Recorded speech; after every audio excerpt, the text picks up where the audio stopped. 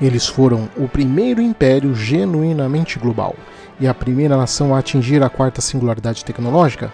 mas hoje aparentam estar em plena decadência. Estamos falando do Reino Unido, que apesar de não ostentar a glória e o vigor do passado, ainda controlam um obscuro e sinistro império financeiro discreto, que ainda interfere no equilíbrio do poder mundial. No vídeo de hoje vamos falar da geopolítica do Reino Unido, mas antes disso não se esqueça de se inscrever no canal, compartilhar o vídeo com todo mundo que você conhece e ativar o sininho de notificações para ficar por dentro das novidades do canal, ou de nos seguir nas outras redes do Instagram e do Telegram, cujos links estão na descrição do vídeo. O meu nome é Leon Peta e esse é o canal Geopolítica Mundial.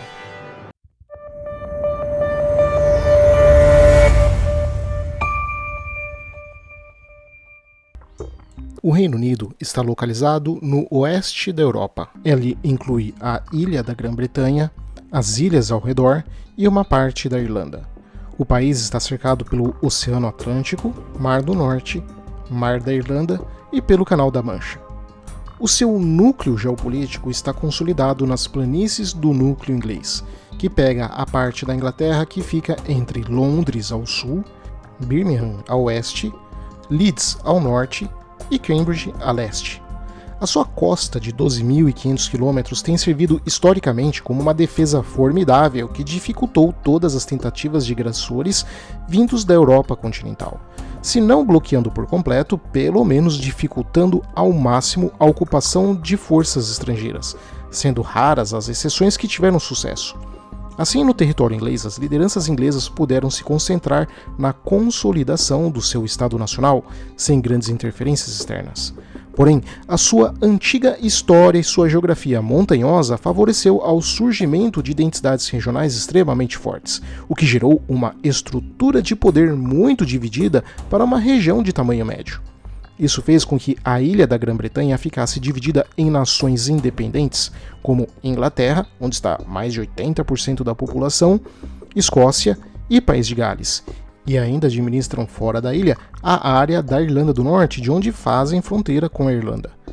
Em termos históricos, ironicamente, devido a esta dificuldade de administração interna, os ingleses acabaram desenvolvendo uma percepção e habilidade única de saber manusear e gerenciar grupamentos políticos diversos e confusos através de acordos complicados entre os variados clãs que existiam na região,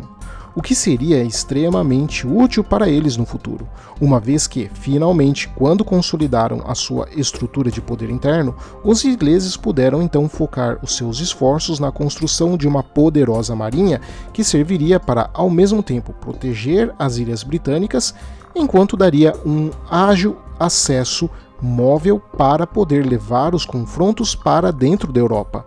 numa estratégia de divisão e apoios estratégicos que não eram permanentes, e que evitaram assim que seus rivais continentais europeus conseguissem construir forças grandes o suficiente para colocar a Grã-Bretanha em uma situação defensiva. Não sendo fortes o suficiente para conquistar ou subjugar a Europa por completo, a estratégia inglesa foi tradicionalmente a de apoiar os estados menos fortes contra os mais fortes, para atingir assim um equilíbrio regional. E assim que esse lado mais fraco ficasse fortalecido demais e agora ameaçasse dominar o resto do continente, os ingleses simplesmente mudavam as suas alianças para então fortalecer os antigos rivais deles, mesmo que isso significasse apoiar o rival anterior para enfrentar o aliado anterior. A estratégia foi simples, mas foi o suficiente para que, por séculos, pudesse fazer com que nenhum império da Europa engolisse o continente inteiro e mantivesse a Europa sempre dividida entre si.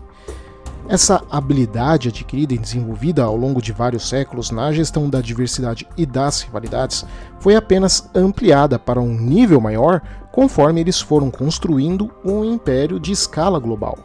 aplicando da mesma estratégia agora na África e na Ásia. Devido ao fato de ser uma ilha relativamente carente de grandes quantidades de recursos naturais, os ingleses sempre tiveram que buscar a maior parte dos seus recursos fora das ilhas britânicas. Porém, a situação finalmente iria mudar no século XVII e início do século XVIII,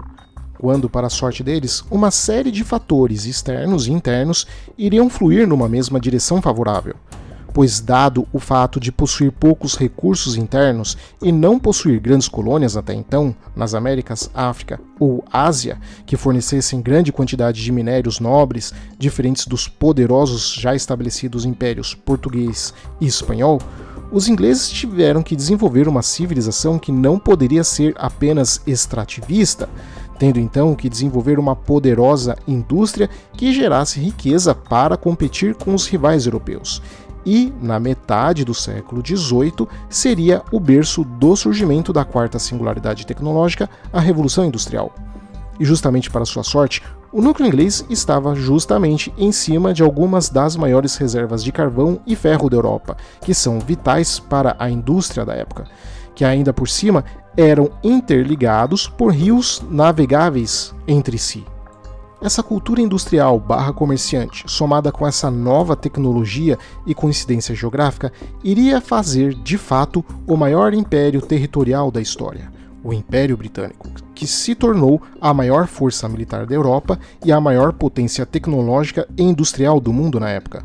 Agora, com passos largos de uma tecnologia superior, uma indústria sem paralelos, o Império Britânico iria aos poucos se estabelecer sobre o mundo. Isso, nos séculos seguintes, ainda também seria turbinado com as generosas reservas de gás e petróleo nas ilhas britânicas a leste e na Escócia, o que deu a eles um conhecimento técnico profundo na extração de petróleo em grandes profundidades e ajudaria a estabelecer parceria com países que tivessem reservas de energia, mas não tivessem a tecnologia, o maquinário ou a mão de obra necessária para explorar tais recursos. Ou seja, graças a isso, a Grã-Bretanha teve acesso a fontes de energia diretas em seu território apenas para si própria, diferente dos seus rivais europeus que tinham que disputar o acesso desses recursos entre si, sobretudo França e Alemanha.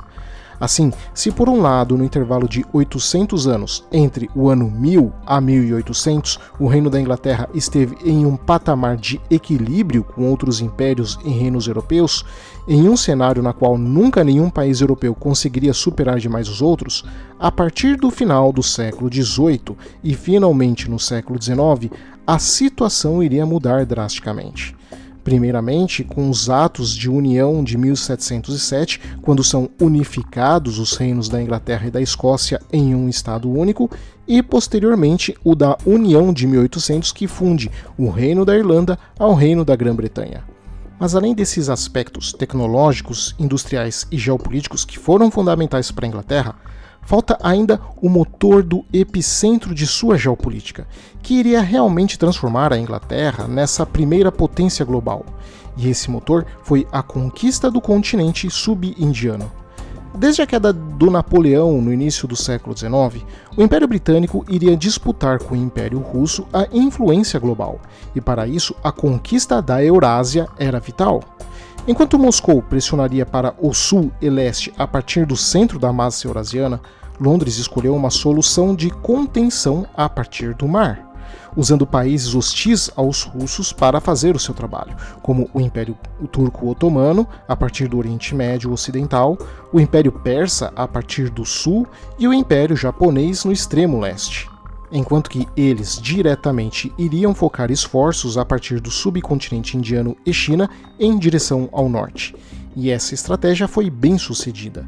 O controle do subcontinente indiano faria com que os britânicos estivessem no centro índico, podendo projetar forças para os pontos estratégicos da região, enquanto ela ainda fornecia uma vastidão de produtos alimentares para o seu império global e mão de obra para a construção de suas ferrovias e forças armadas. Não à toa, a região da Índia era a chamada joia da coroa inglesa. Porém, há um fator muito importante a ser mencionado e que passa ou desapercebido pelos desavisados ou que é sumariamente ignorado pelos desonestos, que é o fato de que, diferente de seus rivais europeus, os britânicos focaram na construção de um império orgânico, ou seja, de longo prazo. Por isso, ao invés de terem apenas impérios extrativistas ou que servissem de posição militar, Os britânicos, ao longo do século XIX e início do XX, usaram seu poder investindo e espalhando seu modelo educacional e científico para o mundo todo, o que incluía as suas colônias, bem como, e também é importante mencionar, construindo infraestrutura nas regiões conquistadas, como construção de ferrovias, estradas, saneamento básico, portos e etc. E principalmente combatendo a escravidão e proibindo práticas que hoje seriam consideradas atrozes até mesmo para quem defende relativismo cultural, como por exemplo,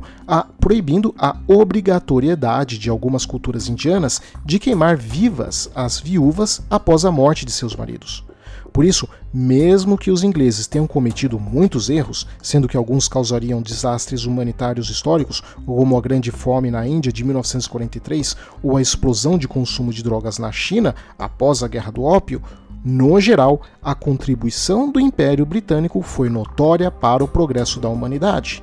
Então, ainda que obviamente tais exportações de valores culturais e ideais não tivessem um objetivo humanitário, essas construções, metodologias e inserção de valores ocidentalizados e modernos deixaram sim um legado positivo e uma herança para suas antigas colônias, que mesmo nos dias de hoje, graças a esse fator, faz com que os ingleses consigam manter relações estreitas e de colaboração com a maior parte de suas antigas colônias, mesmo após elas iniciarem os seus processos de independência.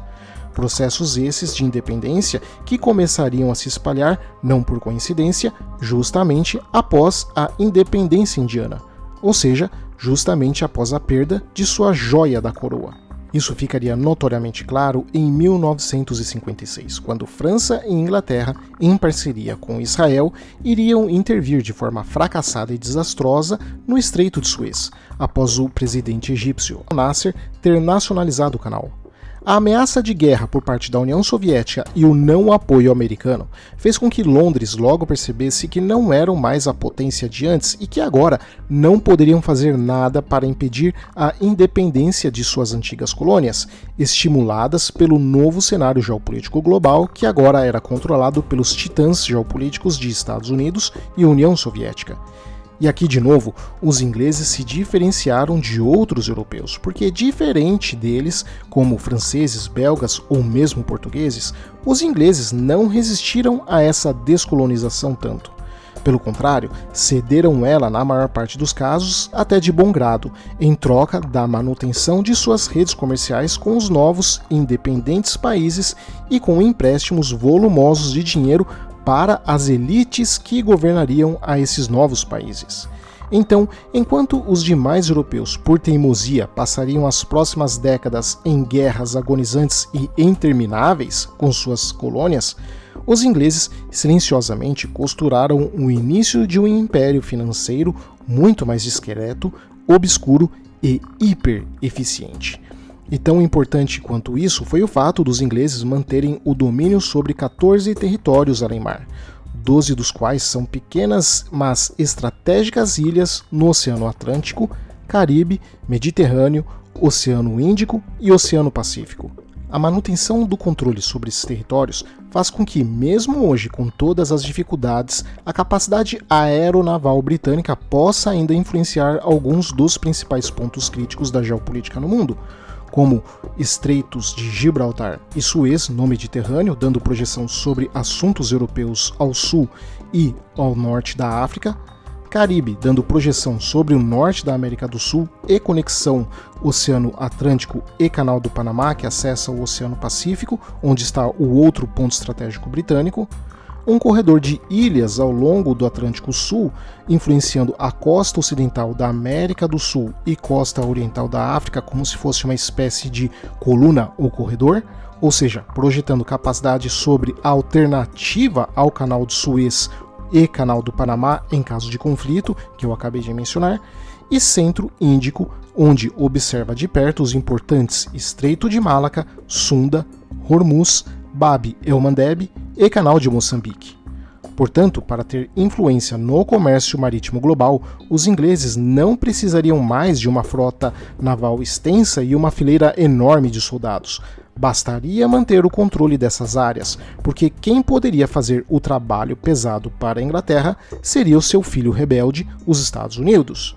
Já que a marinha inglesa não possuía mais o vigor e força que possuía no passado, a poderosa marinha dos Estados Unidos usaria os territórios ingleses para ter essa projeção global, com os dois lados se beneficiando mutuamente. Os americanos, que não precisariam se preocupar em ocupar territórios já posicionados estrategicamente e com infraestrutura já construída,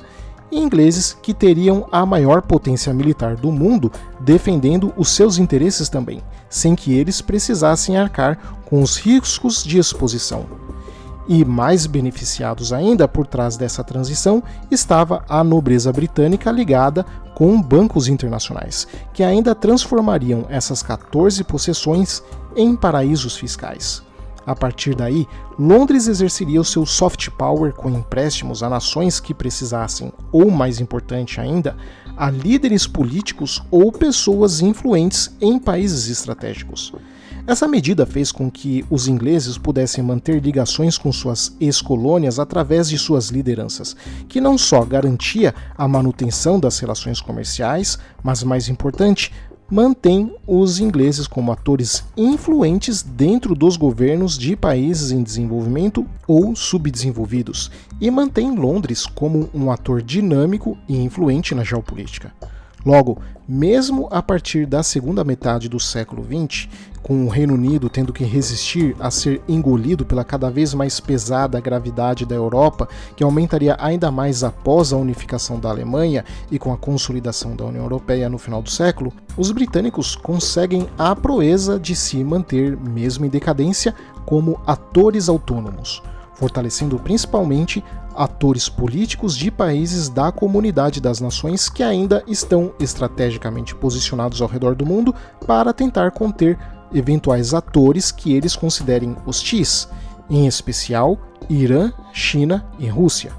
A estratégia inglesa, assim, não só é barata, mas absurdamente lucrativa. Embora ela tenha um problema, ela é arriscada, pois depende dos braços fortes dos Estados Unidos para assegurar que seus vínculos sejam mantidos e cumpridos. Então, duas questões irão definir o futuro desse Império Britânico 2.0.